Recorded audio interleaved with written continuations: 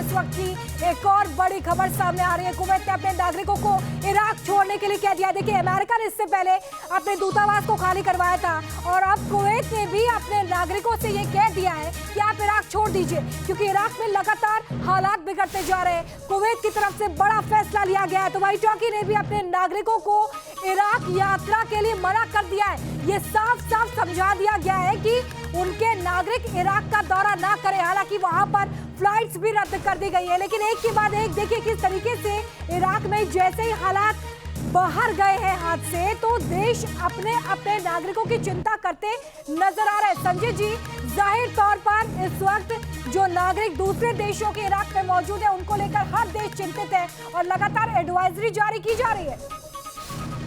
बिल्कुल सही, क्योंकि इससे साफ जाहिर है कि हालात बहुत ही खराब हो चुके हैं। अमेरिका, कुवैत, तुर्की, कई देशों ने अपने सिटीजन्स को चेतावनी दी है कि तुरंत वहां से निकलने को, और कोई डाउट नहीं है कि हिंदुस्तान भी देगा और अभी हमें पता चल जाएगा हमारे कितने नागरिक हैं उस देश में। तो हालात गंभीर हैं और इसके फॉलोआउट पूरे इस रीजन में होंगे, मिडिल ईस्ट में होंगे। और देखिए, आजकल कहीं पर भी एक इंस्टेबिलिटी होते हैं तो विश्व में उसके इकोनॉमिक फॉलोआउट्स तो होते ही हैं और पॉलिटिकल फॉलोआउट्स भी होते हैं। अब ये सिचुएशन जिस प्रकार चल रही है, तो मेरे ख्याल सब कंट्रीज के पास कोई ऑप्शन नहीं है, कोई चारा नहीं है। उनके पास बेस्ट ऑप्शन है, क्योंकि उनके नागरिक वहाँ किसी भी तरह से कैजुअल्टी नहीं होने चाहिए। तो इसीलिए मेरे ख्याल सब देश का अभी सबसे पहला स्टेप है कि अपने नागरिकों की सुरक्षा करके उनको वहाँ से निकालना, क्योंकि अभी ये फ्लाइट भी शायद काफी हद तक पता चल रहा है बंद है।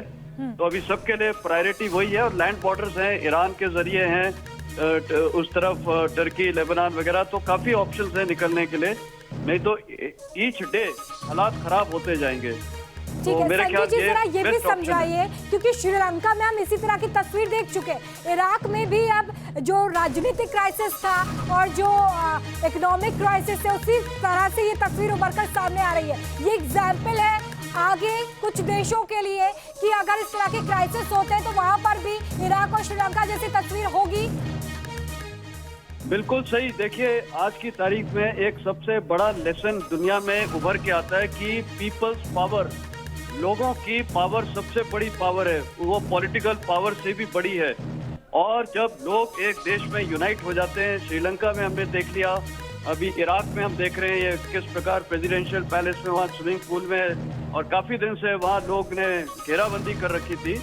और अभी पाकिस्तान में भी वही हालात हो रहे हैं, इकोनॉमिक टर्मोइल है, अभी फ्लड्स भी आ चुके हैं जी। तो जहाँ पर भी लीडर्स उस देश के या पॉलिटिकल पार्टीज अपने नागरिकों को निग्लेक्ट करते हैं, देखते नहीं है, तो ये हालात नो डाउट ये ऐसे हालात आएंगे। और आज की तारीख में ये सबसे बड़ा लेसन हर देश के नेताओं के लिए जाता है कि जनता के साथ खिलवाड़ नहीं करना चाहिए, जनता को एकजुट लेके चलना चाहिए। संजय जी, एक महत्वपूर्ण सवाल ये भी कि जो लोग इस वक्त आपको सुन रहे हैं और उनके अगर रिश्तेदार, उनके जानने वाले इराक में मौजूद हैं, तो वही जानना चाहते हैं कि भारत इस मामले में कब तक एक बड़ा स्टेप उठाएगा, कब तक वहां से अपने नागरिकों को बाहर निकालेगा, कितना टाइम लग सकता है इस प्रोसेस में सर? और देखिए, भारत का ट्रैक रिकॉर्ड बहुत अच्छा है। हमने काफी इवैक्यूएशंस किए हैं, इराक वॉर के दौरान किया था, कुवैत क्राइसिस में किया था, रिसेंटली हमने अपने स्टूडेंट्स यूक्रेन से निकाले थे।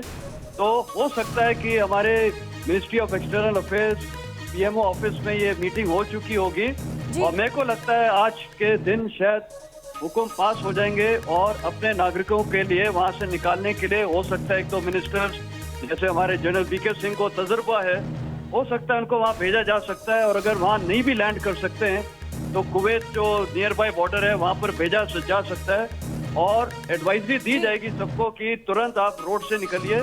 और मेरे ख्याल वहां जो हमारी भारतीय एम्बेसी है उसका भी बहुत बड़ा रोल होगा, क्योंकि सबसे जरूरी जानना है कि हमारे आज की तारीख में कितने सिटीजन हैं, और हो सकता है कभी कुछ टूरिस्ट वगैरह भी जाते हैं।